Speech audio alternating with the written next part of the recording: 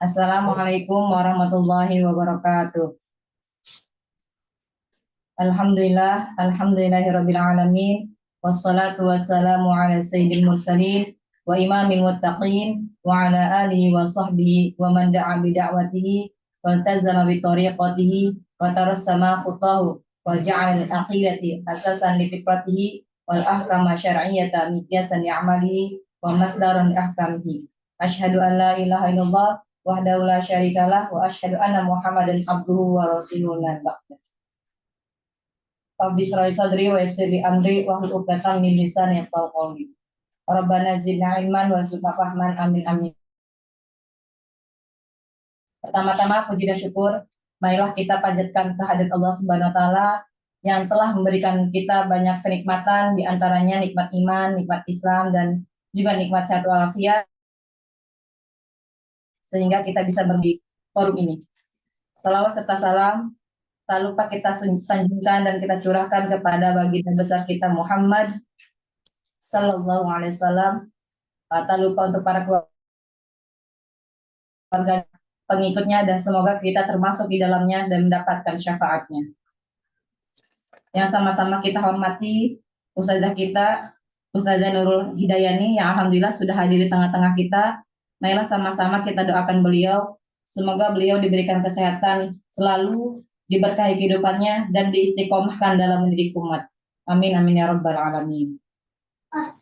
Dan saya ucapkan terima kasih dan jazakumullah khairan katsiran kepada para ummahat yang sudah meluangkan waktunya untuk hadir di forum ini. Semoga Allah berikan pahala yang berlipat ganda. Amin amin ya rabbal alamin. Sebelum kita mulai, marilah sama-sama kita awali kajian kita kali ini dengan baca suratul Fatihah. Ala hadiniyah wa ala kulli niyatin shalihah. Al-Fatihah. A'udzu billahi minasyaitonir rajim. Bismillahirrahmanirrahim. Alhamdulillahirabbil alamin. Arrahmanir rahim. Maliki yaumiddin. Iyyaka na'budu wa iyyaka nasta'in. Ihdinas siratal mustaqim. Siratal ladzina an'amta 'alaihim ghairil maghdubi 'alaihim.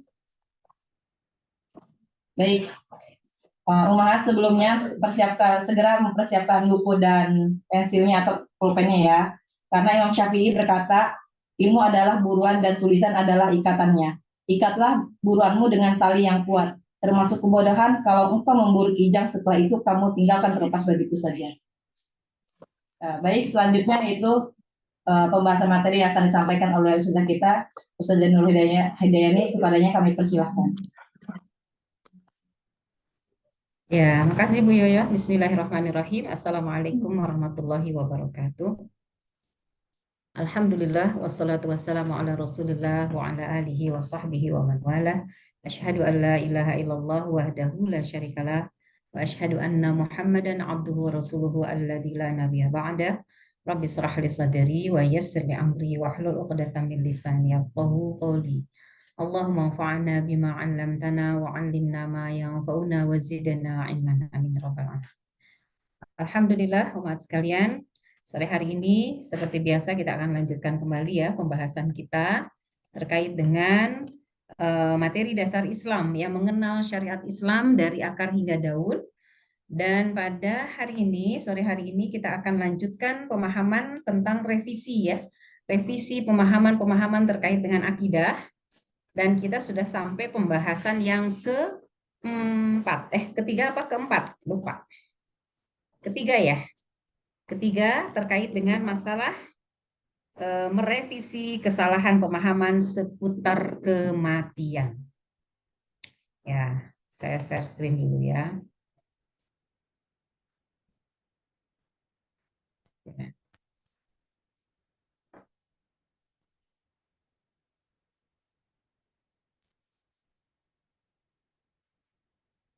Ya, udah terlihat.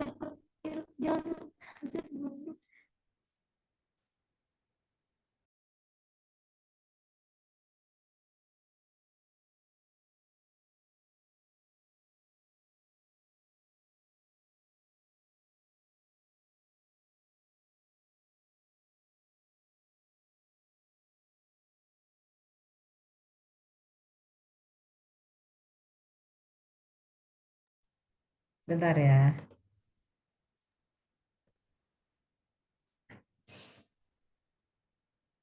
Sudah kelihatan, Ibu-ibu?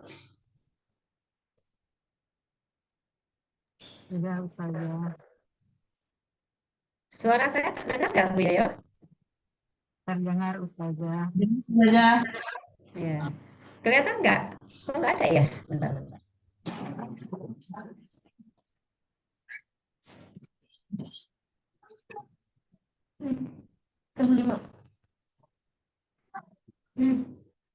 Oke, sudah terlihat ya. Ini suara saya udah ada trouble nih. Sebentar saya cek dulu. Bismillahirrahmanirrahim. Yang akan kita bahas pada sore hari ini adalah revisi pemahaman tentang kematian. Ya, ini sebagaimana yang sudah kita janjikan. Ini kalau tidak salah revisi yang ketiga ya, betul nggak, Ibu-ibu? Eh, ya, kita akan lihat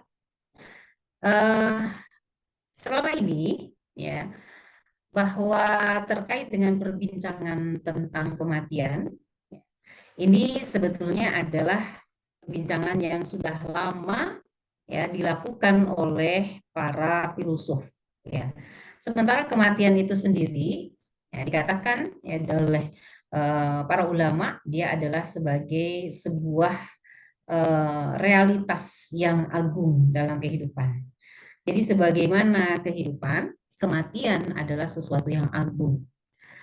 Tetapi bukan berarti ya sesuatu yang agung yang terkait dengan kematian ataupun kehidupan, maka kemudian orang-orang ya berdalih untuk selalu memperingati ya, memperingati pertama kali hidup, artinya pertama kali lahir, dan memperingati tentang tanggal-tanggal kematian.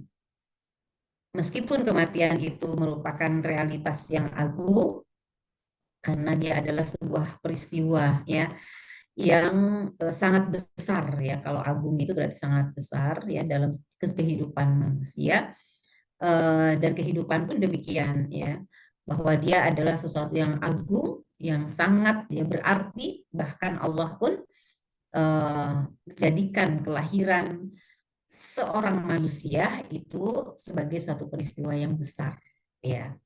Tetapi pembahasan tentang kematian itu bukan dalam rangka kita nanti harus mengingat-ingat tanggal kematian, bukan ya, tapi terkait dengan makna hakiki dari kematian itu. Nah, umat sekalian, ya pembahasan tentang kematian atau al-maut ya, karena dia adalah peristiwa yang agung dalam kehidupan, maka memang kemudian Islam membahas masalah al-maut ini secara rinci, ya, secara detail. Jadi para filosof sudah banyak memperdebatkan substansi kematian, ya, sepanjang zaman. Jadi mereka itu berdebat ya dalam apa? Dalam diskusi-diskusi, dalam makalah-makalah mereka, ya tulisan-tulisan mereka. Yang mereka bahas adalah tentang hakikat kematian. Para filosof itu siapa? Filosof itu orang-orang pemikir, ya para pemikir, ya Socrates, Aristoteles, Plato, gitu ya. Mereka adalah orang-orang yang apa ya pemikir ya, disebutnya pemikir. Mereka para filosof, tapi filosofnya filosof Barat. Begitupun di antara kaum muslimin yang kemudian muncul juga tuh ada filosof-filosof muslim ya. Tetapi yang dimaksud filosof di sini adalah para filosof Barat ya. Mereka sudah sering ya sepanjang zaman memperdebatkan pasti yang namanya kematian itu ya. Kalau di antara kita ada yang ditanya, apa yang disebut dengan kematian? Nah, apa itu kematian? Ya, mungkin ada yang jawab apa? Berhentinya detak jantung misalnya, ya, maka itu adalah kematian. Berhentinya nadi misalnya, atau terputusnya batang otak misalnya. Ada juga yang mengatakan demikian ya. Oh, itu adalah kematian. Atau terputusnya kehidupan, itu adalah kematian. Nah, itu banyak diperdebatkan ya dalam diskusi-diskusi para filosof. Gak tanggung-tanggung nih filosof itu orang-orang pintar ya, para pemikir. Tapi di sini dikatakan tanpa hasil yang berarti. Maksudnya apa? Para filosof ini ya membicarakan tentang kematian itu menghabiskan berwaktu-waktu gitu ya, zaman, bahkan apa mereka mungkin kalau dalam bentuk lembaran-lembaran mereka tulis itu menghabiskan lembaran-lembaran tulisan, tapi dikatakan tanpa hasil yang berarti. Ya, siapa yang mengatakan tanpa hasil yang berarti? Dia adalah seorang ulama besar ya, Syekh Taqiyuddin An-Nabhani. Kenapa mereka tidak bisa menyimpulkan ya sampai kepada hasil yang benar-benar hasil tentang definisi atau hakikat tentang kematian? Ya, karena apa? Karena kematian itu sesuatu yang gaib. Ya, kematian itu sesuatu yang gaib yang tidak bisa diteliti dan didefinisikan dengan jelas.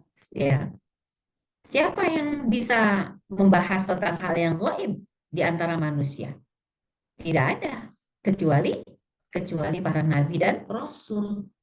Ya, kenapa para nabi dan rasul bisa mereka membahas tentang hal yang gaib? Karena apa? Karena mereka diberi wahyu. Yang mengetahui yang gaib itu hanyalah Allah. Sehingga siapa yang Allah beri pengetahuan tentang hal yang gaib, itulah yang mereka ketahui dari informasi Allah tadi. Tapi kalau misalnya Nabi dan Rasul juga tidak diberitahu tentang informasi terkait dengan hal yang gaib ini, misalnya tentang kematian, ya Nabi dan Rasul juga nggak tahu. Ya, Nabi dan Rasul juga nggak akan tahu tentang hakikat kematian. Kecuali hanya yang dijelaskan oleh yang maha mengetahui hal yang gaib, yaitu Allah. Jadi wajar nggak para filosof ya itu sepanjang perdebatan mereka tidak menemukan solusi ya, tidak menemukan solusi satupun ya, satu solusi pun tentang definisi kematian gitu ya. Sampai akhirnya ya barulah Islam yang menemukan ya definisi ini dengan definisi yang paling memuaskan. Nah, dikatakan definisi yang paling memuaskan. Ya, kenapa? Ya karena syariat Islam bersumber dari sang pemilik pengetahuan, ya, yang maha mengetahui yaitu Allah Subhanahu wa Ta'ala. Oke, ini ya terkait dengan perbincangan tentang kematian. Jadi bukan kita aja loh, gitu ya, yang ngomong-ngomong soal kematian. Takut nggak ibu-ibu ngomong soal kematian? Ya bukan, ya nggak boleh takut karena ini sebuah hal yang wajib kita pelajari. Ya. Oke. Nah, ternyata dengan perdebatan-perdebatan soal definisi kematian itu apa, hakikat kematian itu apa, kemudian karena mereka menduga-duga, mereka apa menerka-nerka apa itu kematian, ya. Karena gaib kan susah diketahui ya ketika orang melihat ada yang sakaratul maut misalnya. Kapan itu matinya? Detik keberapa matinya? Nah, ya. Itu juga masih perkiraan. Tidak ada yang mengetahui persis ya kapan ya dia mati. Nah, paling melihat ciri-cirinya saja. Nah, karena mereka tidak berdasar ya kepada sebuah pengetahuan yang pasti tentang kematian, ya para filosof ini, maka berkembanglah khurafat dan tahayul tentang kematian. Nah, sebagaimana kemarin kita bahas tentang apa? Tentang rezeki, gitu ya. Kita bahas juga adanya khurafat dan tahayul tentang rezeki. Ya, apa khurafat dan tahayul? Ya, sesuatu yang dikarang-karang, dihayal-hayal. Tahayul itu ya hayalan. Khurafat itu cerita-cerita bohong. Artinya sesuatu yang tidak benar, ya. Nah, muncullah hurufat-hurufat tentang tahayul dan tahayul tentang kematian. Apa saja yang muncul di tengah masyarakat, tidak hanya masyarakat muslim ya, sebetulnya kalau kaum muslimin itu sejak datangnya Islam mereka sudah clear ya tentang masalah kematian. Ini adalah masyarakat barat ya, masyarakat barat. Yang pertama, mereka mengatakan bahwa kematian itu substansinya satu. Ya, intinya itu satu, tapi penyebabnya banyak. Nah, ini kata siapa? Kata orang-orang barat ya.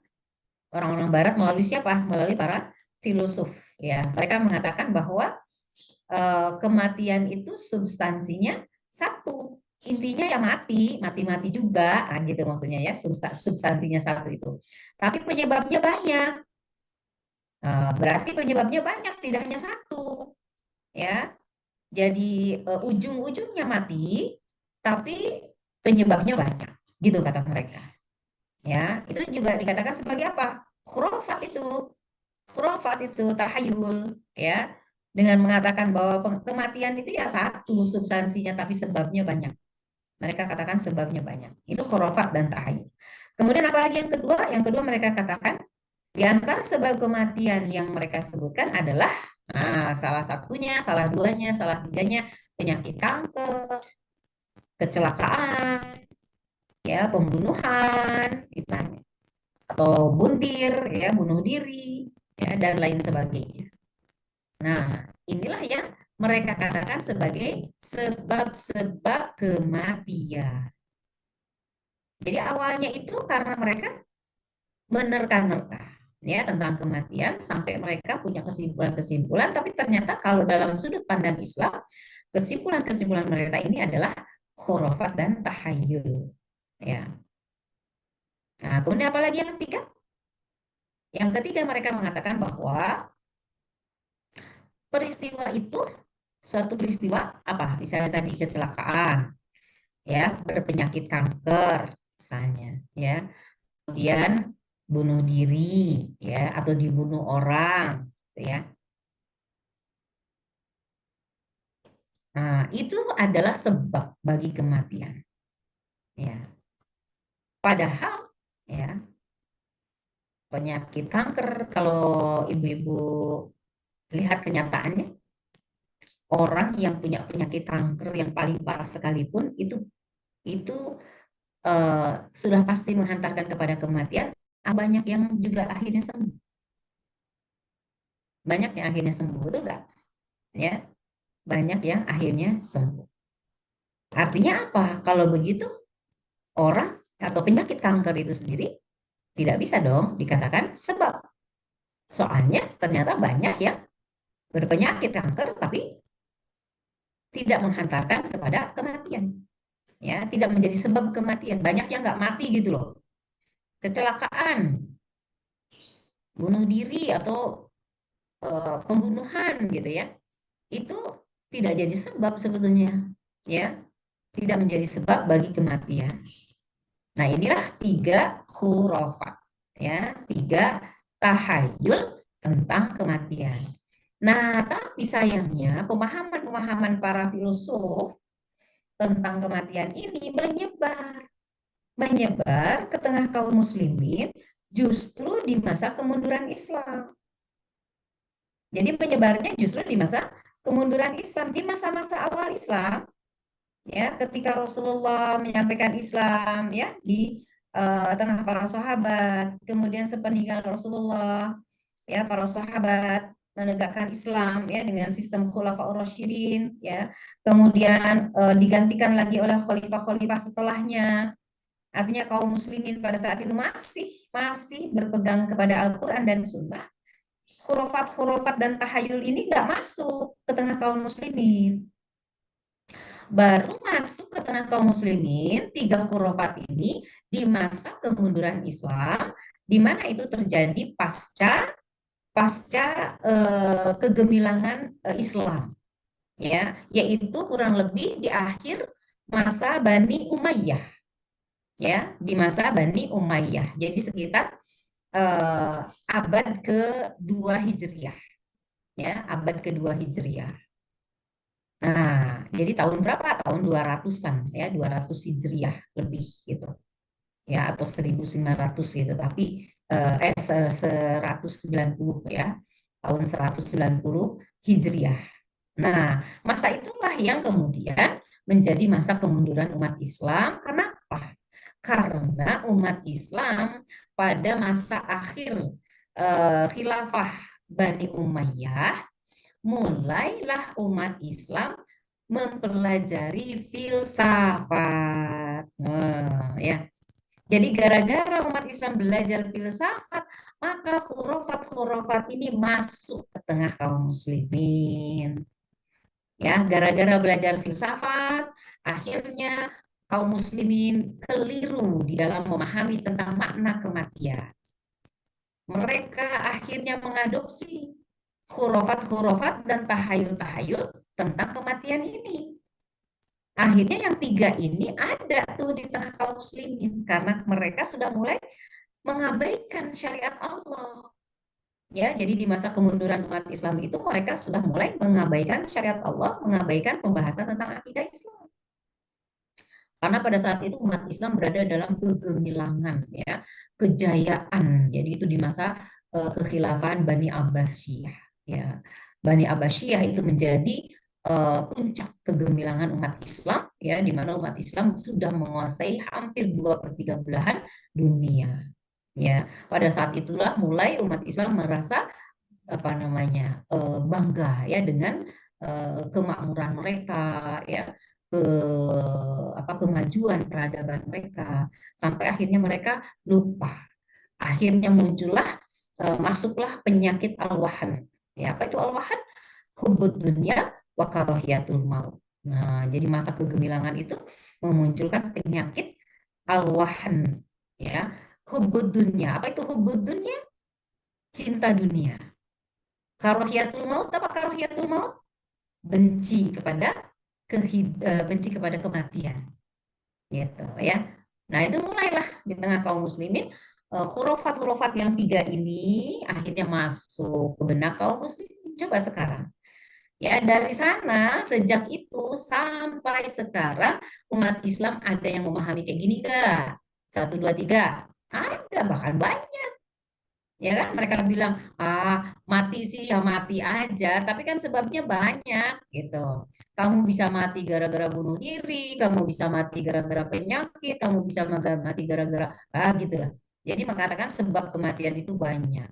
Ya, mereka sebutkan ya itu tadi bunuh diri, penyakit kanker, kecelakaan, dah pokoknya mah. Nah, itulah. Mati ya mati aja, tapi kan itu sebabnya banyak. Nah, mereka lupa ya bahwa di dalam syariat Allah itu tidak seperti itu pembahasannya, ya, sehingga mereka katakan ini adalah sebab kematian. Bagaimana akhirnya? Memang kenapa? Salahnya apa? Kalau mereka mengatakan seperti ini, salahnya apa? Yang terjadi adalah ketika muncul al-wahan, ya, ketika muncul penyakit hubud dunya wa karahiyatul maut, cinta dunia dan takut mati, maka kaum muslimin, ya, tidak hanya kaum muslimin, sebetulnya juga sudah dilakukan ya oleh orang-orang barat, ya, mereka berupaya menghindari kematian, gitu, mati-matian menghindari kematian. Ya, dengan cara apa? Dengan cara mereka mencari obat-obat yang canggih untuk mengobati penyakit kanker, ya, dengan keyakinan bahwa jika penyakit kanker itu akan bisa diobati, maka kematian akan bisa dihindari, gitu. Terus apa lagi? Mereka membuat apa? Membuat kendaraan-kendaraan yang nyaman, kendaraan-kendaraan yang aman. Supaya apa? Supaya nggak terjadi kecelakaan. Dibuat jalan-jalan yang enak, jalan raya, jalan apa namanya layang, gitu ya, sehingga bisa satu jalur, tidak terjadi tabrakan, gitu. Dengan alasan apa? Dengan alasan mereka menghindari kematian, gitu ya, menghindari kematian. Atau misalnya tadi tentang bunuh diri, ya, dengan cara misalnya mencegah terjadinya bunuh diri, ya, tidak boleh ada tiang-tiang misalnya, karena orang bunuh diri biasanya di tiang, ya, pakai tali misalnya, ya, dan sebagainya. Akhirnya apa yang dilakukan oleh kaum muslimin? Menghindari kematian dengan berbagai cara. Kenapa? Karena mereka tadi termakan oleh khurafat-khurafat ini, ya. Oke. Nah, bagaimana sebetulnya dalam pandangan Islam? Nah, Islam sendiri membahas tentang hakikat kematian. Inilah revisi kita. Kita harus revisi pemahaman kita kalau ternyata keliru, ya, kalau termakan ya dengan khurafat-khurafat tadi, maka kita harus paham tentang hakikat kematian. Jadi, realitas kematian pada dasarnya sama dengan hakikat rezeki. Ya, artinya apa? Artinya yang maha menghidupkan dan yang mematikan adalah Allah Subhanahu wa taala. Sebagaimana rizki, kemarin kita sudah bahas bahwa ketika kita membahas hakikat rizki adalah rizki itu atau yang maha memberikan rizki itu adalah Allah, ya. Atau yang pemberi rizki, satu-satunya pemberi rizki adalah Allah Subhanahu wa taala. Kan sama ya pembahasannya, bahwa yang menghidupkan dan yang mematikan adalah Allah Subhanahu wa taala. Karena kehidupan dan kematian sama-sama berada di tangan Allah. Kalau kemarin kita bahas waktu rizki, kita katakan ar-rizqu biyadillah. Ya, rizki itu di tangan Allah. Sama. Ini juga kematian berada di tangan Allah. Ya, apa saja yang Allah sebutkan? Ya, salah satunya adalah di dalam Quran surat Ali Imran. Ya, Ali Imran ayat 145. Ya, Allah katakan di dalam ayat ini, A'udzubillahi minasyaitonirrajim. Wa ma kana li nafsin an tamuta illa biidznillah kitaban muajjala. Semua yang bernyawa dia tidak akan mati melainkan dengan izinnya. Tepat pada waktunya sesuai dengan yang telah ditetapkan. Allah sendiri sudah mengatakan ya, semua yang bernyawa tidak akan mati melainkan dengan izinnya. Ya. Dan matinya itu tepat pada waktu sesuai yang telah ditetapkan Allah. Jadi apa tadi? Kitabam muajjala. Kitabam itu ketetapan atau catatan yang sudah ditetapkan, muajjala waktunya. Itu. Ini jelas sekali nih dalam ayat ini ya Allah mengatakan bahwa izin Allah lah yang menjadikan sesuatu itu akan mati. Ya. Kemudian di dalam Quran surat Az-Zumar ayat 42 ya Allah juga sampaikan Allahu yatawaffal anfusa hina mautiha wallati lam tamut fi manamiha. Allah memegang nyawa seseorang pada saat kematiannya dan nyawa seseorang yang belum mati ketika dia tidur. Ya, maka kemudian dia tahan nyawa orang yang telah dia tetapkan kematiannya dan dia lepaskan nyawa yang lain sampai waktu yang ditentukan. Di sini sudah dijelaskan ya bahwa tidur itu salah satu bentuk kematian ya, tapi kematian kecil ya, maut kecil tidur itu. Ya. Sehingga pada saat tidur itu Allah katakan Allah memegang nyawa mereka. Kalau ditetapkan kematiannya maka nyawa itu nggak dikembalikan ya pada saat di tidurnya itu. Tapi kalau dia masih ditetapkan oleh Allah hidup maka nyawanya dikembalikan lagi ya sampai nanti waktu yang ditentukan ya Allah akan cabut ya akan Allah ambil kembali nyawa. Gitu. Atau kemudian di surat Al-Baqarah ini lebih jelas lagi ya kalau di Al-Baqarah 258 ya Rabbiyalladzi yuhyi wa yumit. Tuhankulah yang menghidupkan dan mematikan. Jelas banget ya. Kata-katanya itu bahwa Allah lah yang mematikan. Ya, Allah lah yang memegang nyawa. Allah lah yang mematikan. Nah, ini menghidupkan, mematikan. Nah, jadi dari ayat ini saja kita sudah bisa jelas ya, sudah bisa memahami bahwa tidak ada sedikit pun pemahaman yang lain yang bisa diambil dari ayat-ayat ini dan ayat-ayat yang lainnya ya nanti silahkan dilihat di Al-Baqarah 28, di An-Nisa 78, juga di Al-Jumu'ah ayat 8. Nah, itu sama ayat-ayat ini menjelaskan bahwa hanya Allah lah yang maha mematikan. Ya selain menghidupkan juga ya, mematikan dan menghidupkan. Sehingga kalau Allah sudah menetapkan kematian tersebut ya pada seseorang ya pada saat waktu tersebut ya maka tidak ada seorang pun yang bisa melarikan diri. Ya, tidak ada yang bisa melarikan diri atau berlindung ya dari tempat-tempat di dalam tempat-tempat yang kokoh ya. Termasuk kalau dia menginginkan kematian kalau memang belum waktunya maka Allah tidak akan memajukan ya, tidak akan memajukan waktu kematiannya. Kalaupun dia tidak ingin kematian itu datang, ya Allah juga tidak akan memundurkan kematian tersebut ya kalau memang sudah waktunya. Jadi jelas sekali nas-nas ya berupa ayat Al-Quran ini secara pasti menegaskan bahwa kematian itu di tangan Allah, ya, bahwa Allah lah yang mematikan, Allah lah yang menghidupkan, gitu, ya, jelas ya. Ini, oke. Nah, kemudian dijelaskan juga bahwa ajal, ajal adalah sebab datangnya kematian. Jadi tadi yang maha mematikan Allah, yang maha menghidupkan Allah. Dan kemudian Allah katakan sebab kematian itu adalah ajal. Apa itu ajal? Ajal itu adalah tempo, ya, tempo. Kalau temponya sudah berakhir, ya, maka ajalnya sudah berakhir berarti kematianlah yang akan dia alami, gitu, ya. Jadi ajal itu sebagai sebab, ya, sebab datangnya kematian. Sementara ya yang mematikannya adalah Allah. Nah, ya. Kadang-kadang dikatakan sebab kematian itu adalah ajal yang ditetapkan Allah. Begitu. Tidak ada yang lain. Gitu, ya. Jadi ketika dikatakan ya di dalam Quran surat Al-Munafiqun, ya, walayyuakhirallahu nafsan idza jaa ajaluha. Allah tidak akan menunda kematian seseorang apabila waktu kematiannya telah datang.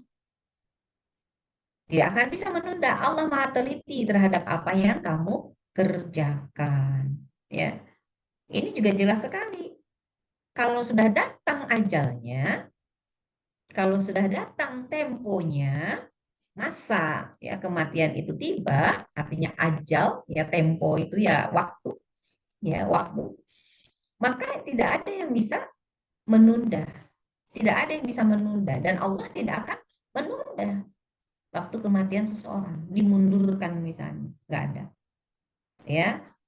Kemudian juga di dalam Quran surat An-Nahl ya ayat 61 dikatakan wa idza jaa ajaluhum la yastakhiruna sa'atan wa la yastaqdimun. Maka apabila ajalnya telah tiba, mereka tidak dapat meminta penundaan dan meminta percepatan sesaat pun. Kalau ajalnya sudah tiba. Jadi dua ayat ini saja sudah menegaskan bahwa sebab kematian adalah ajal. Sebab kematian adalah ajal, ya, bukan yang lain. Gitu. Ketika ajalnya telah berakhir, kalau kita sering istilahkannya ajalnya sudah deket, ajalnya sudah datang, gitu ya. Ajalnya sudah datang. Padahal sebetulnya ajal itu ya tempo, ya tapi boleh juga sih betulnya ajalnya sudah datang, temponya sudah enggak juga ya. Kalau tempo sudah datang, kalau ada tuh tempo sudah berakhir gitu ya harusnya. Ajalnya telah berakhir, maka Allah tidak akan menangguhkan. Sebaliknya ketika ajalnya belum berakhir, Allah tidak akan memajukannya. Jadi Allah telah menetapkan ajal bagi kematian, semuanya tunduk pada iradah dan masyiah Allah. Iradah itu kehendak, ya, masyiah itu sama, ya, kehendak juga, ya, keinginan. Jadi jelas sekali bahwa ajal adalah sebab datangnya kematian. Ya. Kenapa dikatakan sebab? Karena dia mendatangkan secara pasti akibatnya. Kan kita sudah bahas tentang sebab akibat ya, masih ingat ya? Kita sudah bahas tentang sebab akibat yang sebab akibat ini berkaitan erat dengan sebab itu akan mendatangkan akibat. Akibat akan didatangkan dikarenakan ada sebab. Nah, gitu kan? Nah, ketika ajal itu dikatakan sebab bagi kematian, maka pasti ketika ajal datang, maka akibatnya adalah kematian. Gitu. Ya. Sebabnya ajal. Kalau dia datang, pasti kematian itu datang. Kematian itu terjadi. Kalau tadi misalnya apa? Tabrakan, ya, tabrakan. Tabrakan itu dikatakan sebagai sebab kematian. Kan ibu-ibu suka nanya gini nih, si A wafat loh. Hah? Si A wafat, innalillahi wa inna ilaihi rajiun. Kenapa dia wafat? Nah, ibu-ibu nanyanya gitu kan. Kenapa dia wafat? Harusnya bukan kenapa dia wafat, nanya gimana dong, Bu? Ya, bukan kenapa dia wafat. Tapi kan ibu-ibu memang nanya suka kayak gitu ya. Kenapa dia wafat? Kok bisa? Gitu. Kok bisa dia wafat? Itu karena ketabrak. Ah, oh, gara-gara ketabrak. Aduh, coba dia nggak berangkat, coba dia nggak pakai mobil, coba dia begini, coba dia begitu. Seolah-olah tabrakan itu menjadi sebab, gitu kan? Tanpa terasa kan? Kita kadang suka bicara seperti itu, ya. Atau misalnya, si Bapak Anu wafat. Oh iya wafat? Ah, nggak apa-apa deh. Udah ini sih, udah wajar aja, penyakitnya udah parah, gitu kita kan bilangnya. Ya kan? Dengan mengatakan bahwa penyakit parah itulah menjadi sebab kematian dia, gitu. Kok bisa ya dia wafat masih muda? Ya iyalah, gara-gara bunuh diri. Ah, gitu kan kita bilangnya gitu. Ya kemarin tuh di Bandung heboh ya, ada yang gantung diri di Jalan Layang tuh ya, di daerah Cimindi. Terus kita katakan gimana? Sayang banget ya itu anak masih muda. Mana itu Pak Guru lagi di sekolah. Katanya gimana itu murid-muridnya masih muda. Kok bisa ya dia sampai wafat segitu? Ya iyalah, gara-gara bunuh diri ya wafatlah gitu. Ya matilah misalnya. Sehingga mengatakan bahwa bunuh diri itu sebagai sebab. Padahal bukan. Jadi kalau ibu-ibu mau nanya lagi nih, dia wafat ya? Aduh, kenapa ya dia wafat? Jawaban ibu apa sekarang? Setelah ngaji. Setelah ngaji apa jawabannya? Ya udah aja lah, gitu. Sekarang beda itu jawabannya. Kalau udah ngaji itu beda jawabannya. Ya. Jadi sekarang kalau ada yang nanya gitu, itu kenapa dia wafat ya? Ya udah aja lah, gitu. Nggak lagi kita katakan, itu Pak kanker. Oh itu ketabrak. Oh itu dibunuh orang. Nah, enggak. Kita nggak akan lagi mengatakan gitu. Kalau nanya, kenapa? Kenapa itu kan berarti nanya sebab ya. Sebab kan yang ditanya itu, apa sebab dia mati? Maka kita sudah bisa jawab, sebab dia mati adalah ajalnya sudah berakhir. Kita bilang begitu. Tanpa terasa kan kita mengatakan gitu, ya karena ini, gitu, karena dan sebagainya. Bukan kepada ajal, gitu, ya. Maka ini penting sekali, gitu ya, untuk kaum muslimin untuk direvisi pemahamannya, ya. Kalau emang bahaya nggak sih? Iyalah, ini masalah akidah. Ketika mengatakan sebab kematian itu sesuatu yang lain, bukan ajal, ya, bukan ajal. Seolah-olah kematian itu bisa dihindari kalau penyebab yang dia maksud bisa dihindari. Makanya kamu itu atau harusnya dia itu begini begini begini pola hidupnya supaya dia nggak kena kanker. Kalau nggak kena kanker mungkin dia nggak akan mati muda. Misalnya begitu, ya, ya salah kalau sudah seperti itu clear. Oke, lanjut lagi ya. Nah, sekarang kita pertanyaannya gini, terus gimana dong kalau kematian itu karena ajal dan kematian itu adalah haknya Allah, gimana dengan malaikat? Apakah malaikat juga mematikan manusia? Coba malaikat apa tuh yang tugasnya mematikan manusia? Malakul maut. Ya, kalau hafalan anak-anak SD sering disebut malaikat Israel, malaikat pencabut nyawa, malaikat kematian. Nah, pertanyaannya, loh, katanya Allah yang mematikan. Tapi kan sekarang malaikat. Bahkan ada ayat yang menjelaskan ini. Ya, di dalam Quran surat As-Sajdah ayat 11. Ya. Allah mengatakan, "Qul yatawaffakum malakul mauti alladzi wukila bikum summa ila rabbikum turja'un." Katakanlah, malaikat maut yang diserahi untuk mencabut nyawamu akan mematikanmu. Gitu ya. Jadi akan mematikanmu, kemudian hanya kepada Allah, kepada Tuhanmu lah kamu akan dikembalikan. Nah, ini apa maknanya nih kalau kita baca ayat ini? Oh, berarti yang mematikan itu malaikat. Loh, katanya tadi Allah yang maha mematikan. Tapi sekarang kita katakan malaikat. Nah, gimana nih caranya kita memahami ayat seperti ini? Bukan ayatnya yang bertentangan, bukan. Ayatnya tidak bertentangan. Ayat ini hanya menjelaskan bahwa malaikat diserahi tugas untuk mencabut nyawa. Tidak mengubah pemahaman bahwa Allah lah zat yang maha mematikan makhluk. Gitu ya. Jadi tidak apa? Tidak mengubah pemahaman dari ayat-ayat sebelumnya yang mengatakan bahwa Allah lah yang mematikan. Allah lah yang maha mematikan. Jadi malaikat ngapain? Malaikat itu diberi tugas saja. Ya. Malaikat diberi tugas untuk apa? Mencabut nyawa. Ya, dengan dicabutnya nyawa pada saat itu Allah tetapkan kematian bagi seseorang tadi. Gitu ya Bu ya? Bisa dipahami Bu ya? Ya, ngantuk nggak nih sore-sore? Yang ngantuk bikin ini dong, bikin kopi. Ya, pakai cemilan tuh di kirinya, silahkan supaya nggak ngantuk.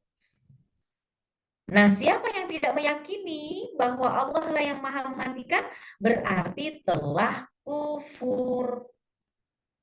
Kenapa telah kufur dikatakannya? Karena telah mengingkari dalil-dalil yang qat'i. Apa dalil yang qat'i? Dalil-dalil yang pasti. Apa itu yang pasti? Al-Quran. Dalil-dalil Al-Quran adalah dalil-dalil yang pasti kebenarannya. Ketika seorang muslim meragukan apa yang dijelaskan di dalam Al-Quran, sampai kemudian dia menolak apa yang dijelaskan dalam Quran, maka dia termasuk kufur. Nauzubillahi min dzalik. Gitu ya. Termasuk masalah kematian ini. Kalau ada keraguan di diri seorang muslim tentang sebab kematian adalah ajal dan yang maha mematikan menghidupkan adalah Allah Subhanahu wa taala, maka bisa jadi dia termasuk orang yang ya naudzubillahi min. Itu ya Bu ya, berarti bisa dipahami ya. Gimana malaikat pencabut nyawa? Apa berarti dia mematikan dong? Bukan. Yang mematikan tetap Allah. Malaikat itu diberi tugas saja mencabut nyawa. Gitu. Ya. Nah, sekarang akan kita bahasnya berarti kasus-kasus. Ini nggak banyak ya, soalnya penjelasan kita ini hari ini ya. Pengennya sih dibanyakin diskusi ya nanti ya, kayak kemarin tuh. Nah, kita banyak diskusi, jadi ibu-ibunya puas ya bertanya. Boleh materi-materi sebelumnya juga boleh ya ditanyakan ya. Kita lihat kasus-kasus yang bisa menghantarkan pada kematian. Kasus pembunuhan, kecelakaan, penyakit berat, AIDS, dan lain sebagainya tidak bisa dikatakan sebab kematian. Ya, sudah clear ya? Tidak bisa dikatakan sebagai sebab kematian. Jadi penyakit yang menular, penyakit yang berat, semua itu bukan sebab. Bukan sebab. Apa dong kalau gitu? Apa dong namanya kalau bukan sebab kematian? Maka dikatakan kasus-kasus itu hanyalah merupakan hal. Nah, ya, nih ibu-ibu saya kenalkan dengan istilah dalam bahasa Arab itu hal. Hal itu ya sama dengan bahasa Indonesia karena bahasa Indonesia menyerap ya dari bahasa Arab itu hal. Hal itu apa? Kondisional, perihal, sesuatu yang terjadi, peristiwa, kondisi, situasi. Nah, itu namanya hal. Jadi pembunuhan, kecelakaan, penyakit berat, AIDS dan sebagainya yang katanya biasa mendatangkan kematian, tapi tidak pasti juga, maka itu disebutnya hal atau condition yang terkadang menghantarkan pada kematian, terkadang tidak. Betul nggak? Betul kan? Kadang-kadang mendatangkan kematian, kadang-kadang tidak. Orang yang AIDS, ada yang masih hidup? Ada yang sembuh? Mungkin ada ya, meskipun katanya AIDS itu penyakit yang belum ada obatnya gitu ya, paling katanya memperpanjang umur atau juga ya, itu juga. Tapi orang kecelakaan berat ya, orang mengira udah wah ini udah nggak mungkin deh, hancur nah misalnya ya. tapi kemudian masih tetap dikasih kehidupan oleh Allah. Berarti apa? Kecelakaan berat yang dia hadapi itu ternyata bukan sebab. Buktinya apa? Bukan sebab kematian. Buktinya dia tidak mati, ya, atau belum mati. Ya. Paling juga apa? Peristiwa-peristiwa seperti itu adalah kondisional yang terkadang menghantarkan, atau bukan terkadang, boleh dibilangin biasanya kalau bahasa Arabnya ghalib itu galibnya, biasanya menghantarkan kepada kematian, tapi nggak boleh kita katakan sebab, tetap aja kita tidak katakan sebagai sebab, ya. Maka kematian itu bukan disebabkan oleh kasus-kasus seperti di atas, ya. Kematian itu tidak disebabkan oleh bunuh diri. Kematian tidak disebabkan oleh kecelakaan. Tidak disebabkan oleh penyakit kanker atau jantung koroner. Nah, misalnya. Tidak dikatakan sebagai sebab. Ya, tapi yang jadi sebabnya adalah, sebab kematian adalah berakhirnya ajal. Gitu. Ya. Nah, peristiwa-peristiwa itu ya sudah Allah ketahui. Allah tahu seseorang akan dibunuh, Allah tahu seseorang akan berpenyakit berat, Allah juga tahu bahwa seseorang itu akan mengalami kecelakaan, ya Allah tahu. Dan Allah tahu juga bahwa apakah peristiwa-peristiwa itu akan menghantarkan kepada kematiannya ataukah tidak. Allah tahu. Tapi ajalnya sudah Allah tetapkan kapan-kapannya. Ya, apakah pada saat peristiwa itu ataukah tidak? Karena Allah sendiri sudah menjelaskan dalam Quran surat Luqman ayat 34, sesungguhnya hanya di sisi Allah ilmu tentang hari kiamat, dan Dia yang menurunkan hujan dan mengetahui apa yang ada dalam rahim. Dan tidak ada seorang pun yang dapat mengetahui dengan pasti apa yang akan dikerjakannya besok, dan tidak ada seorang pun yang dapat mengetahui di bumi mana dia akan mati. Sungguh Allah Maha mengetahui, Maha mengenal. Ini adalah penjelasan tentang Maha taunya Allah, ya, Maha taunya Allah. Nah, inilah yang penting untuk kita ketahui, sehingga ketika ada satu peristiwa, ya, menghantarkan kepada kematian, maka tetap kita katakan apa? Peristiwa. Kita katakan sebagai peristiwa atau hal tadi, ya, hal atau apa tadi, kondisional aja, ya. Jadi jangan sampai ada yang mengatakan lagi, kenapa dia wafat, kan kemarin baru ketemu, baru saya, gitu, kenapa kok bisa wafat? Terus ada yang jawab, iya itu ketabrak, seolah-olah ketabrak itulah yang menjadi sebab kematiannya. Padahal harusnya gimana? Ya kita katakan, ya udah ajalnya, gitu aja, ya, sudah ajalnya. Hanya peristiwa ajalnya itu, atau datangnya atau berakhirnya ajal tadi, tepat pada saat dia tertabrak, gitu saja. Jadi kalau ada yang mengatakan gini, kalau nggak ketabrak, dia mati nggak? Kan suka dibalik-balik gitu ya. Kalau misal nih, dia nggak ketabrak tuh, dia masih ada nggak sekarang? Dia wafat nggak? Coba, ada yang terkecoh di antara kaum muslimin, ya kan? Suka ada yang mengatakan, bisa jadi dia masih hidup. Nah, kalau udah kayak gitu kan udah keliru. Ya nggak? Harusnya gimana ketika ada pertanyaan, kalau saja dia nggak ketabrak, mungkin dia masih menikmati kehidupan. Katanya gitu. Maka itu keliru besar. Nggak bisa kita katakan begitu. Maka dalam hal qadha, ya, kematian, datangnya kematian itu qadha, takdir, ya. Kematian itu datang adalah takdir atau qadha dari Allah. Maka ketika datang qadha atau ditetapkannya qadha, nggak boleh kita mengatakan seandainya begini, seandainya begitu. Seandainya begini, seandainya begitu. Seandainya demikian, seandainya demikian. Nggak boleh.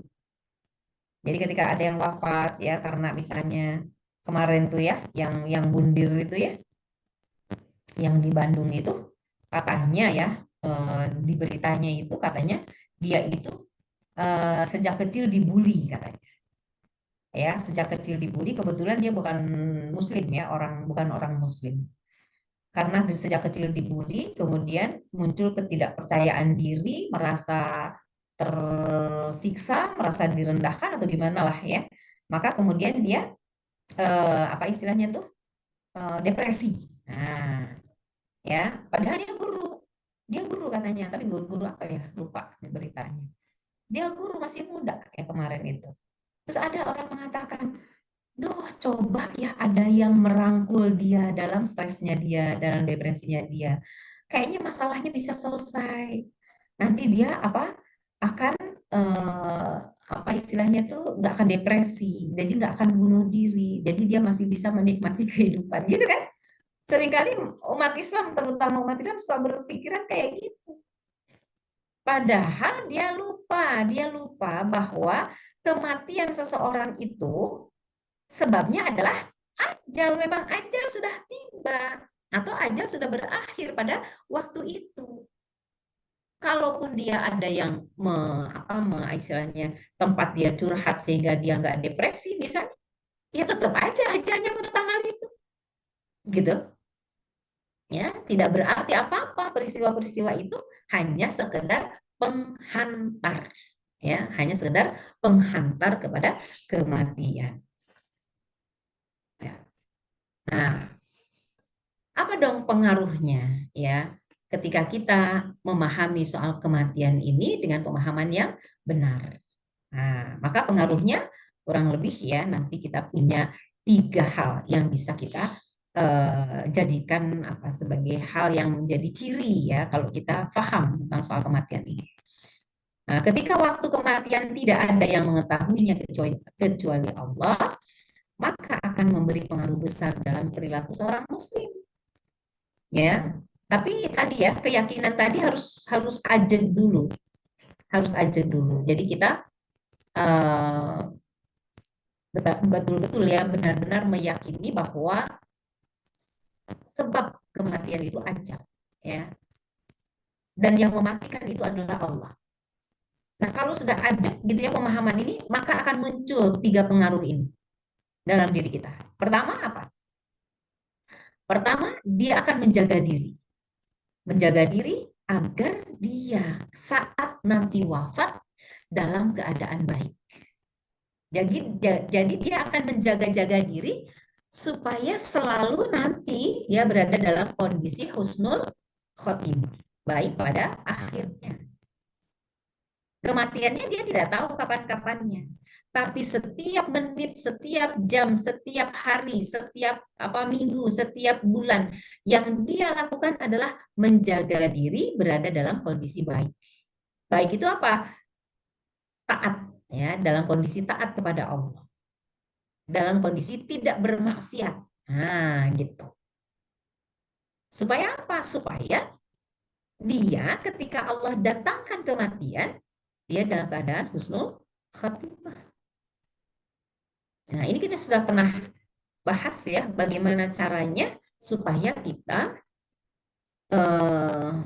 mencapai husnul khatimah. Ya, masih ingat nggak? Ya, masih ingat tentang hari raya, 5 hari raya yang harus kita raih ya dalam kehidupan kita sampai di akhirat nanti. Nah, hari raya yang pertama itu adalah hari raya di mana kita tidak mencatatkan dosa dalam sehari semalam. Nah, itu cara supaya kita husnul khotimah. Sehari semalam tidak mencatat dosa.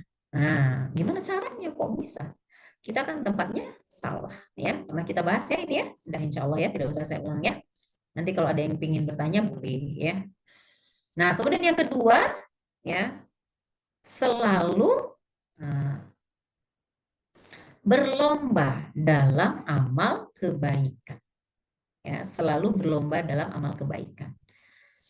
Artinya kalau ada kebaikan di depan mata, maka dia cepat-cepat pingin gitu melakukan.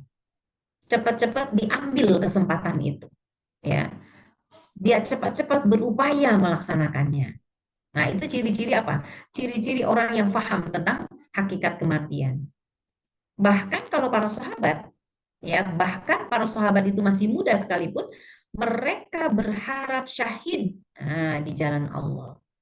Jadi ketika Rasulullah mengumumkan gitu ya, untuk bersiap-siap perang ya melawan orang-orang kafir, itu kaum muslimin itu berlomba-lomba daftar ya, nggak dibuka pendaftaran juga, pada daftar ya kepada Rasulullah untuk apa? Untuk menjadi bagian dari tentara kaum muslim. Ada di antara mereka yang ditolak, siapa? Ibnu Maktum ya, salah seorang sahabat yang buta. Dia sangat-sangat ingin mati dalam kondisi syahid karena dia tahu mati dalam kondisi syahid itu adalah kematian yang paling agung. Ya, janjinya langsung surga. Surganya juga tanpa apa? Tanpa hisab. Ya, tanpa hisab. Jadi Ibnu Umi Maktum ini sampai izin kepada Rasulullah untuk ikut perang. Ya, ikut perang, dia minta jatah pegang bendera, tidak salah ya, pegang ar-royah. Tapi kemudian oleh Rasulullah nggak diizinkan, ya karena apa? Karena ya beliau dalam kondisi buta. Nanti kan nggak tahu ya. Tetap saja meskipun kematian itu Allah yang menentukan, Rasulullah juga tetap berstrategi, ya berstrategi dalam peperangan. Jangan sampai musuh menang, gitu kan? Jangan sampai musuh menang, gitu. Jadi ditolak tuh, ya Ibnu Umi Maktum itu, ya. Jadi para sahabat itu, wah, kalau sudah melihat ya di hadapannya itu eh, apa namanya tuh kesempatan syahid, oh itu mereka betul ya, bahkan sampai mereka ada di antara mereka yang eh, masa istirahat berperang, dia masih makan buah kurma, satu dia makan, dua dia makan, tapi kemudian belum selesai itu di genggamannya itu kurmanya belum selesai dia makan, tiba-tiba kemudian terdengar komandan mengumumkan bahwa perang harus kembali dimulai, karena di dalam Islam itu perang ada istirahatnya ya, time outnya itu ada ya. Ketika komandan mengatakan perang harus dimulai, ya prajurit harus semua terjun ke kancah peperangan. Ini kurma yang tinggal sedikit itu dia nggak mau menghabiskan. Kenapa kata dia? Kalau aku harus menghabiskan kurma ini, maka terlalu lama hidupku. Gitu dia bilang. Terlalu lama hidupku karena di depan sudah ada surga menunggu. Gitu. Langsung dia buang kurmanya, kemudian dia masuk ke kancah peperangan untuk apa? Menjemput syahid. Sampai sedemikian rupa. Itu mereka orang yang memahami hakikat kematian. Jadi nggak takut mati. Nah, yang ketiga ini, berani menegakkan kebenaran, tidak takut mati. Betapa banyak sekarang orang-orang yang takut menegakkan kebenaran. Ya kan? Takut menegakkan kebenaran. Kenapa? Karena mereka takut mati. Mereka takut mati. Mereka pikir kalau mereka menegakkan kebenaran, maka mereka akan ditangkap oleh penguasa zalim, kemudian penguasa zalim itu akan membunuhnya, dan kemudian apa namanya, hilanglah kesempatan dia hidup. Sehingga dia katakan, makanya katanya dakwah itu nggak boleh terlalu vokal. Jadi kesana deh ya, dakwah itu jangan terlalu vokal, jangan terlalu berani katanya. Udah yang adem-adem aja gitu dakwahnya itu. Ya, jangan yang wah yang gimana gitu ya, yang keras, yang frontal. Itu apa? Ya, bisa jadi mereka-mereka yang tidak memahami tentang kebenaran itu harus ditegakkan. Tidak boleh takut terhadap ancaman-ancaman kematian. Dan itu sudah jarang. Ya, jarang para pejuang yang siap menantang ya kezaliman meskipun taruhannya nyawa. Gitu. Kalau ya tentu bukan tidak ada ya orang-orang yang seperti itu, tapi apa? Tapi jarang, ya jarang. Ya kecuali mereka-mereka yang sudah memahami hakikat kematian ini. Ya. Jadi insya Allah mudah-mudahan ya dengan pemahaman kita ini kita terrevisi ya, terrevisi pemahaman yang keliru sebelumnya tentang kematian, maka sekarang kita tahu ya apapun yang kita lakukan, maka itu peristiwa-peristiwa yang seharusnya kita maksimalkan ya, berada dalam koridor syariat. Kita tidak peduli dengan resiko ya, tidak peduli dengan apa peristiwa itu akan menghantarkan kematian ataukah tidak, sepanjang yang kita lakukan adalah benar. Tetapi di sisi lain kita melaksanakan kaidah kausalitas. Masih ingat ya kaidah kausalitas? Berarti apa? Kita misalnya kaidah kausalitasnya tidak boleh menjerumuskan diri ke dalam kemadorotan, misalnya. Itu hukumnya. La dororo wala diroro. Tidak boleh kalian memadorotkan orang lain dan tidak boleh menjatuhkan diri ke dalam madorot. Nah, itu yang harus kita laksanakan. Jadi apa misalnya? Hidup sehat. Ibu-ibu tuh nggak boleh tuh sembarangan makan nih, udah sepuh ya, usianya sudah uzur ya. Nggak boleh makan sembarangan ya, harus hati-hati, yang toyib-toyib aja. Nggak boleh banyak jajan, apalagi jajan-jajanan yang nggak bermutu misalnya ya. Loh, kalau berarti kamu kalau takut jajan kayak gitu, kamu berarti takut mati ya? Ya nggak begitu, urusannya nggak di sana. Makan makanan yang toyib, yang halal dan toyib adalah upaya melaksanakan kaidah kausalitas. Untuk apa? Tidak menjatuhkan ke dalam kemadorotan. Orang yang sekarang apa? Banyak penyakit kanker. Itu karena apa sih biasanya? Ya, karena makan ini, makan itu, ya. Karena pakai obat ini, obat itu dan sebagainya. Nah, kita menghindari itu semua bukan dalam rangka kita takut mati, bukan. Tapi dalam rangka melaksanakan perintah Allah, bahwa kita tidak boleh menjatuhkan diri ke dalam kemadorotan, gitu ya. Jadi ibu-ibu apa namanya olahraga ya biar sehat, itu apa? Itu dalam rangka melaksanakan kaidah kausalitas, bukan dalam rangka takut mati, bukan. Ya, karena kita sudah paham mati itu karena ajal ya, dan Allah yang mematikan, gitu ya. Allahu a'lam bishawab. Ya, itu saja yang bisa kita bahas pada sore hari ini. Silahkan kalau ada yang ingin disampaikan. Allahu a'lam bishawab. Billahi taufiq. Assalamualaikum warahmatullahi wabarakatuh. Waalaikumsalam warahmatullahi wabarakatuh. Baik, Umat. Yang mau bertanya silahkan ditulis di chat kolom komentar atau langsung juga boleh. Ya, saja. Saya mau bertanya nih saja terkait dengan kematian. Ada teman, dia itu lagi hamil. Ternyata kandungannya ini kata dokter nggak bisa dipertahankan bayinya. Seandainya pun nanti dipertahankan, bayinya lahir akan mati, pasti mati gitu, nggak akan nggak bisa hidup gitu saja. Nah, sikap kita nih gimana nih saja? Apakah mengikuti saran dokter? Dokternya itu nyuruhnya dikuret, itu masih belum, maksudnya kandungannya belum terlalu besar. Nah, sikap kita apakah harus mengikuti saran dokter atau tetap mempertahankan si bayi ini? Karena kan belum mati ya, di dalam kandungannya masih hidup. Cuma tadi saran dokter untuk dikuret saja kayak gitu. Ya, baik. Kita akan lihat dulu. Yang sedang kita bahas itu wilayah yang mana? Wilayah pelaksanaan kaidah kausalitas atau wilayah keyakinan tentang kematian dan kehidupan? Yang mana? Kalau kita mau bahas tentang keyakinan tentang kematian dan kehidupan, maka yang kita harus adakan dalam pemikiran kita, dalam benak kita adalah apa? Bahwa bayi ini ya, dengan atau tanpa operasi, dengan atau tanpa pengobatan, jika Allah kehendaki hidup pasti hidup. Ya kan? Dan kalau Allah berkehendak dia itu tidak akan hidup, ya dia tidak akan hidup. Nah, itu perkara apa? Perkara yang satu, keyakinan. Nah, adapun kalau kita berbicara tentang kaidah kausalitas, maka Allah perintahkan untuk apa? Berobat.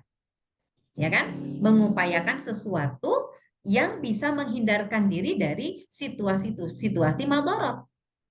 Nah, berobat ya, hukumnya sunnah. Yang tadi ya, operasi ya. Berarti kan ini ada kelainan ya, atau ada sesuatu lah ya yang harus dilakukan upaya-upaya tertentu.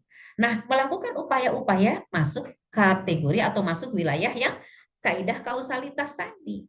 Ya, wilayah yang harus kita lakukan sesuai dengan pemahaman kita. Nah, siapa? Dokter ya, dokter menjelaskan bahwa ini harus dibeginikan. Kalau tidak, ini akan begini. Ya, perkara dokter ngomongnya kayak gitu, misalnya, Bu, kalau ini nggak dikeluarin atau kalau nggak begini, ini bayi akan mati atau bayi akan begini atau enggak ibunya yang akan terancam kematian. Itu prediksi dokter, ya kan? Prediksi dokter didasarkan kepada pengetahuannya. Nah, sepanjang si dokter hanya sekedar memprediksi, bukan mengklaim, meyakinkan, pasti mati. Nah, pasti dia tidak selamat. Pasti begini. Nah, sepanjang si dokter nggak mengatakan begitu, tapi dia hanya sekedar memprediksi berdasarkan pengetahuan, maka itu nggak masalah. Nggak masalah. Dan ketika kita mau melakukan sesuatu atau memutuskan ya satu sikap tertentu, memang harus berdasarkan pengetahuan, ya berdasarkan ilmu. Nggak boleh apa? Nggak boleh berpakai perasaan gitu ya. Nggak boleh pakai perasaan, tetap harus pakai ilmu gitu, ya. Oh, misalnya di sini kata Bu Lisa, saran ke objin lain, second opinion, ya itu juga salah satu cara. Salah satu cara.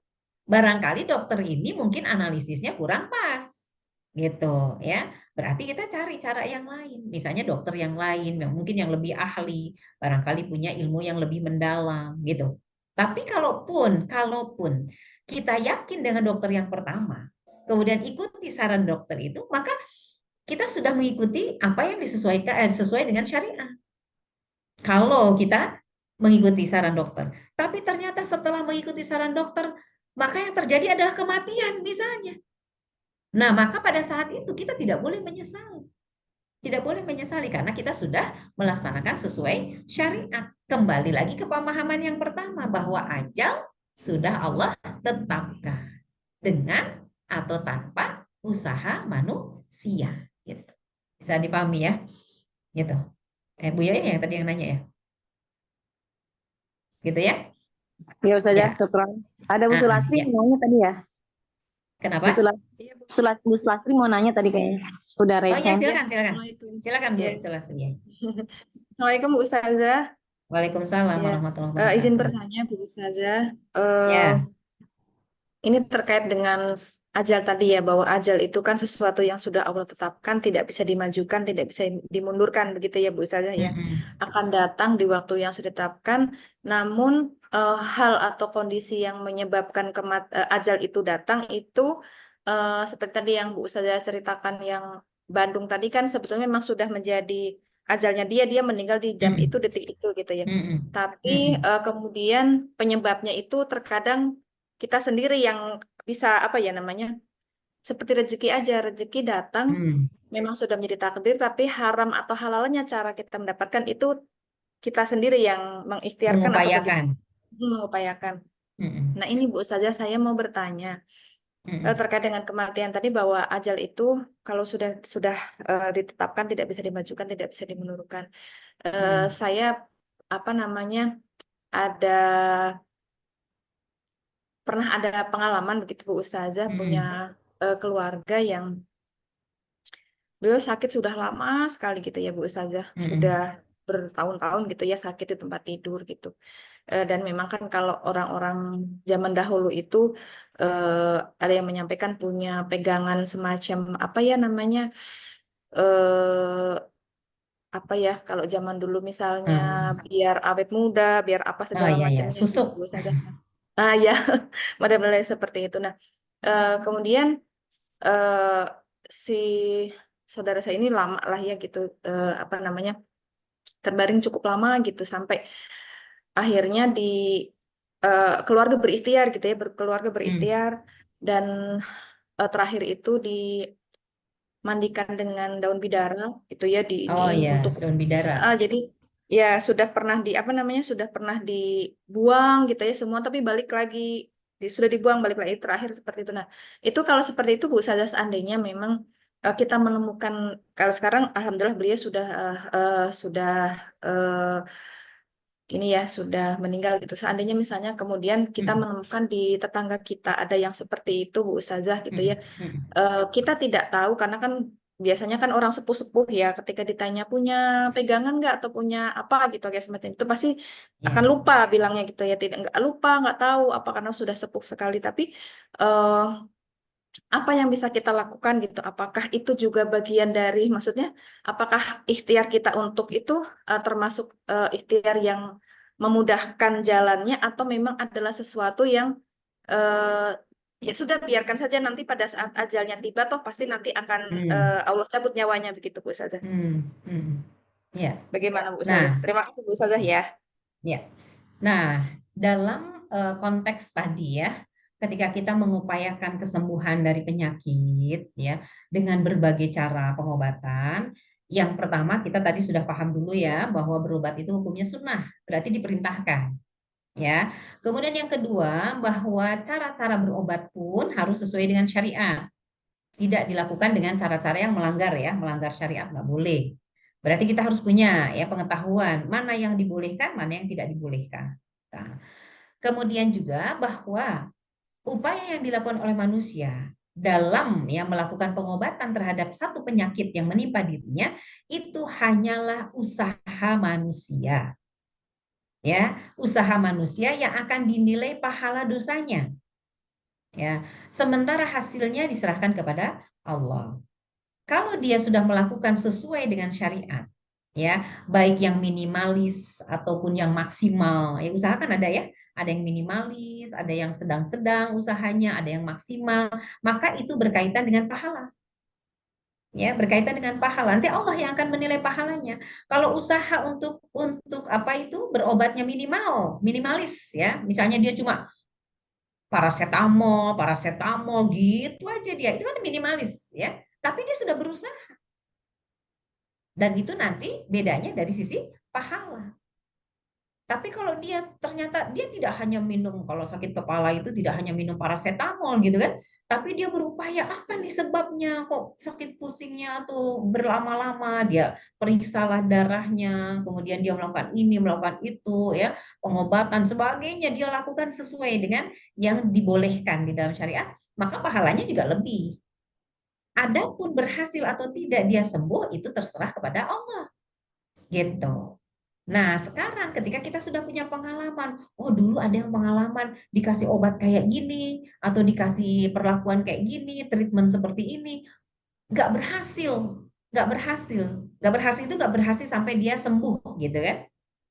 Tapi jangan sampai kita katakan begini, pengobatan dia gagal, apa buktinya gagal? Mati, ya jangan, mati itu bukan kegagalan pengobatan, bukan. Sekali lagi mati karena ajal. Jangan sampai salah nih. Kadang-kadang kita suka nggak sadar gitu ya. Dia sih pilih dokter itu, jadi aja mati. Nggak boleh gitu kita mengatakan begitu ya. Berarti udah salah lagi, ngajinya nggak tuntas ya. Ngajinya nggak tuntas. Atau ngajinya nggak nanya, nggak bertanya. Kayaknya ditanya, dikasih kesempatan tanya jawab, dia nggak nanya. Ya, jadi dia mesti nanya nih kalau nggak ngerti ya.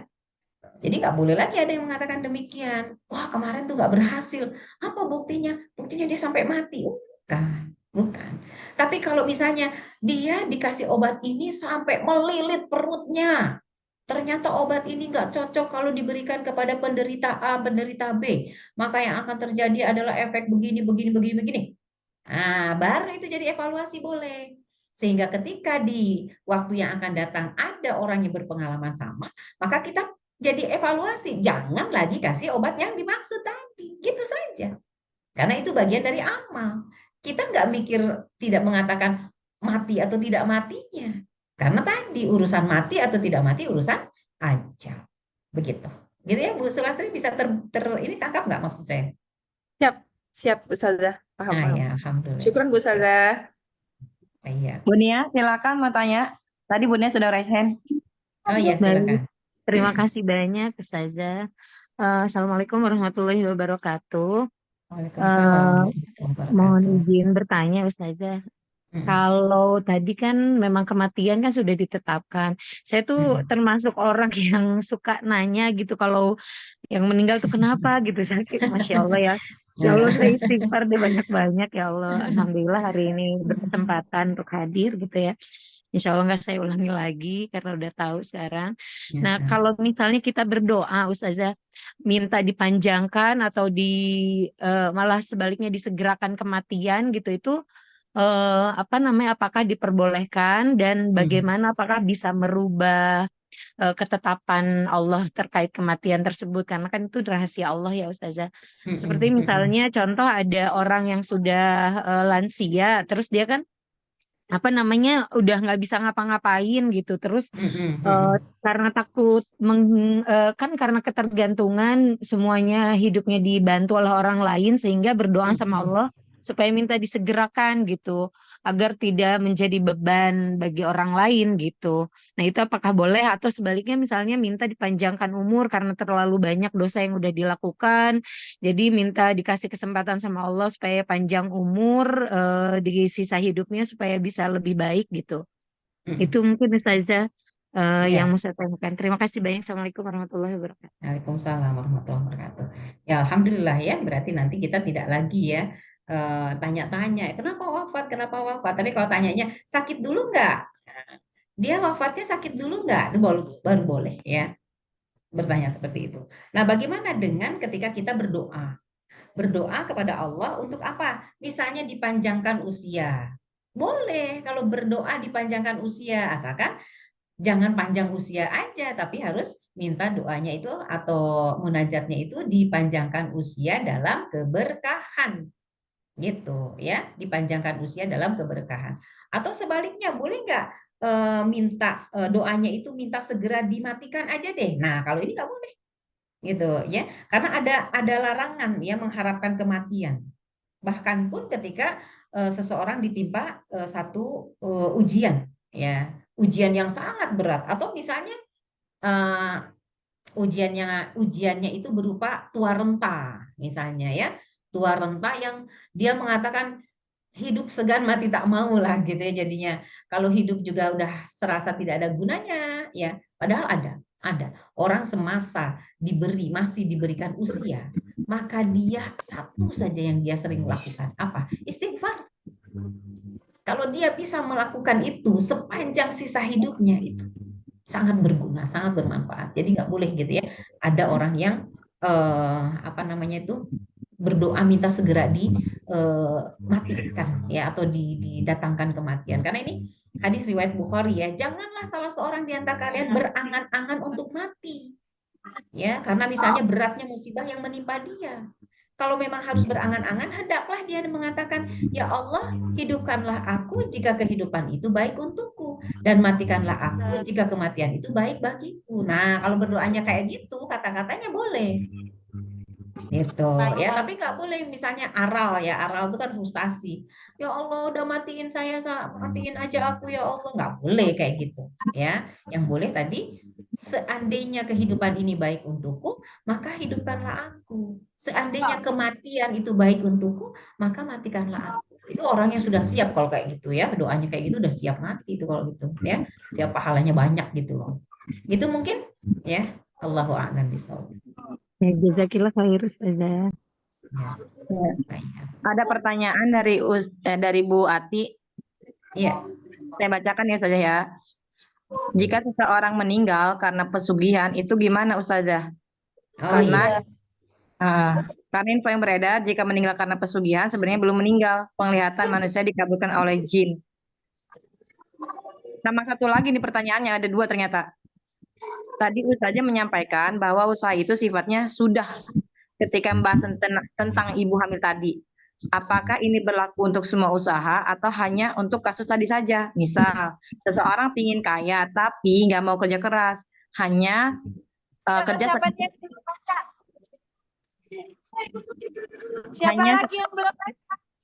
hanya kerja sekedarnya yang penting cukup untuk makan dan lebih mengandalkan doa. Apakah di sini usaha sifatnya juga sunnah?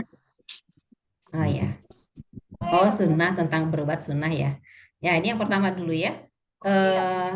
Tadi sama dari Bu Atik ya. Oke, yang pertama dulu deh. Bu Enda tolong tadi dikatakan bahwa Bu Enda di mute. Bu Enda di mute ya.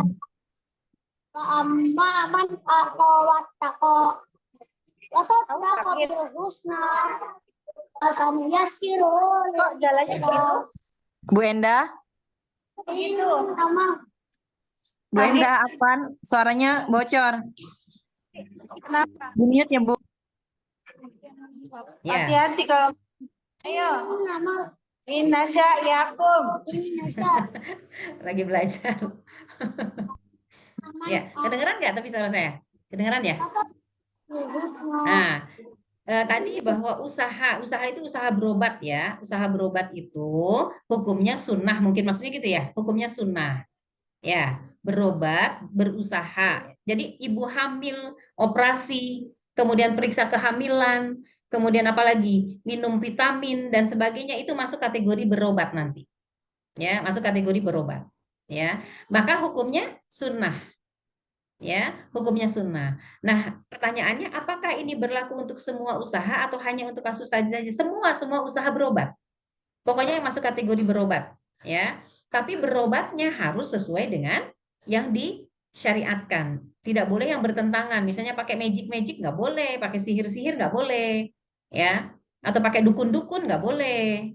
Ya, maka berobatnya adalah berobat yang sesuai dengan syariat yang di apa istilahnya itu fasalu ahla dzikri in kuntum la ta'lamun, ya. Bertanya kepada orang yang memiliki pengetahuan. Berarti dalam kesehatan apakah misalnya tibun nabawi, orang yang ahli dalam tibun nabawi, ataukah para dokter gitu ya dalam pengobatan medis misalnya umum ya dan seterusnya. Gitu. Jadi ke sana, yes, usaha-usaha berobat semuanya adalah sunnah hukumnya. Tidak sampai wajib, tidak sampai wajib. Gitu. Nah, tapi kalau ini misalnya seorang ingin kaya, tapi nggak mau kerja keras, nah, itu beda lagi, ya. Dia kalau laki-laki dewasa apalagi dia punya tanggungan anak-anak dan istri, maka hukum berusaha atau bekerjanya jadi wajib, bukan sunnah. Ya, dia wajib bekerja, wajib mencari nafkah hingga nafkah atau rezeki itu dia dapatkan, kemudian dia berikan kepada anak dan istri yang menjadi tanggungannya. Nggak boleh dia mengandalkan doa. Nah, ini Bu Atik masuk nggak kemarin waktu kita bahas tawakal? Ya, kalau Bu Atik belum ini kemarin belum menyimak ya, minta deh ya sama Bu Yoyoh tuh ini materi tentang tawakal ya kemarin. Karena ini pembahasan tentang tawakal kemarin ya.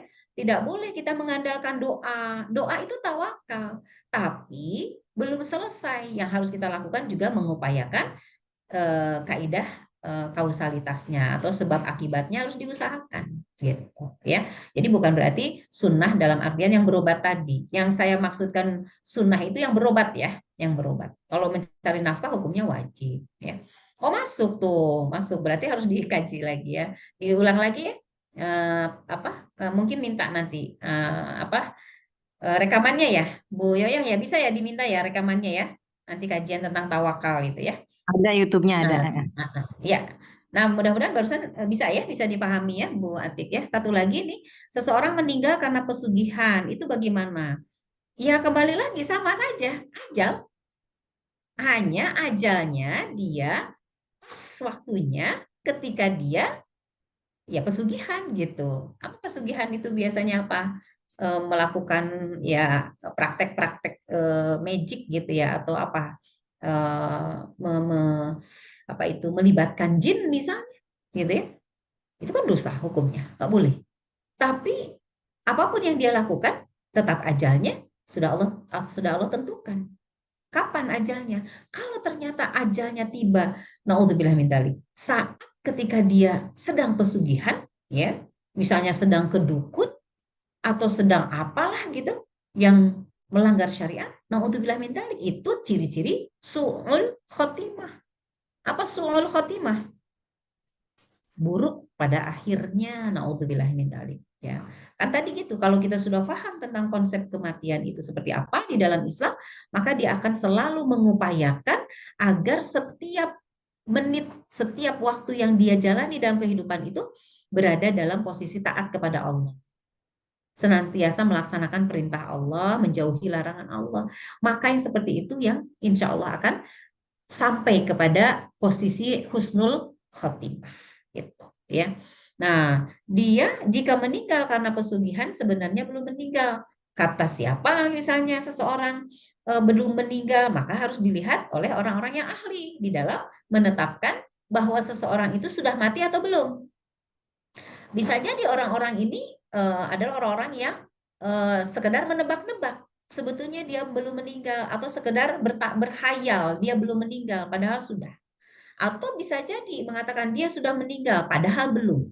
Maka perlu apa? Perlu diteliti. Nah, penelitian tentang kematian sendiri, apakah seseorang itu sudah mati atau belum, maka itu bisa ditahqiqul manat namanya. Tahqiqul manat itu meneliti fakta.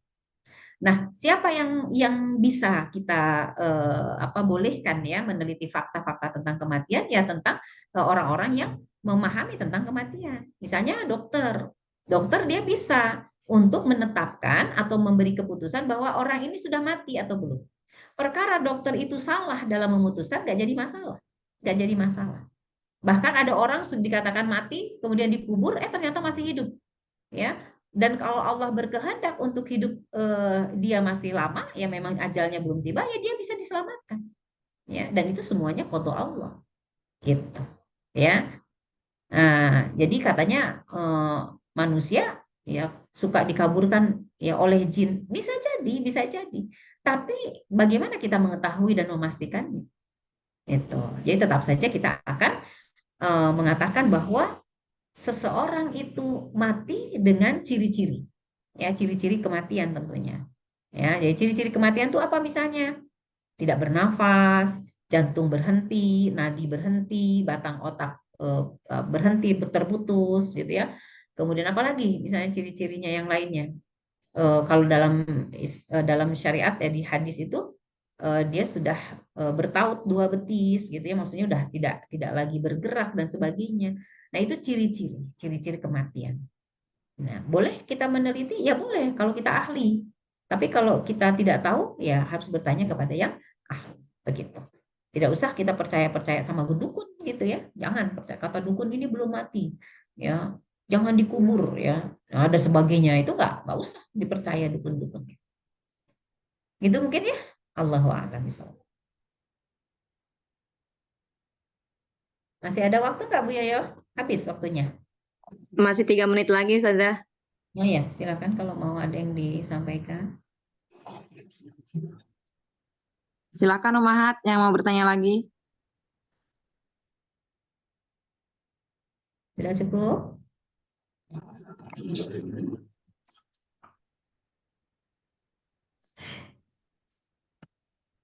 Oh iya, Ustazah, nanti kalau ada iklan di rokok bahwa merokok menyebabkan kematian, berarti salah Ya, ini ya. itu yang bikin iklannya belum ngaji kayaknya Bu Yoyo. Ya, itu yang bikin iklannya salah ngambil kata itu. Kalau bilang Seharusnya gini, menghantarkan ya. merokok, nah kalau gini iklannya, merokok menghantarkan kepada penyakit kanker. Ah, boleh lah. Ya. Banyak merokok bisa menghantarkan kepada penyakit yang membawa kematian. Boleh lah kayak gitu. Panjang banget jadinya iklannya ya. Ya, Allahu a'lam. Sudah, Wan? Ada lagi yang ingin ditanyakan? Ya, silakan Umahat. Masih 2 menit lagi.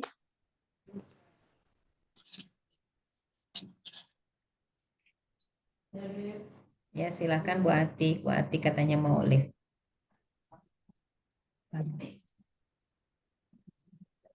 Sudah, alhamdulillah. Bu Yoyo kayaknya nggak ada yang ditanyakan lagi. Mudah-mudahan paham ya, bukan bingung. Mudah-mudahan paham. Iya. Soalnya kalau nggak bertanya, kemungkinannya 2. Kalau nggak bingung, ya bingung mau nanya apa, ya, atau mengerti banget. Nah, kalau mengerti banget berarti alhamdulillah. Ya, Ya, itu mudah-mudahan saja Umahat mungkin Bu Yoyo ya. Kalau ya. tidak ada yang ingin ditanyakan kembali, alhamdulillah. Mudah-mudahan apa yang barusan kita bahas ya, Allah berikan kepahaman untuk kita semua. Ya, semakin kita semangat ya mengkaji Islam, tidak pernah berhenti, walaupun ya usia kita sudah tidak muda lagi. Ya, mohon maaf kalau ada hal yang kurang berkenan. Billahi fisabilillah. Assalamualaikum warahmatullahi wabarakatuh.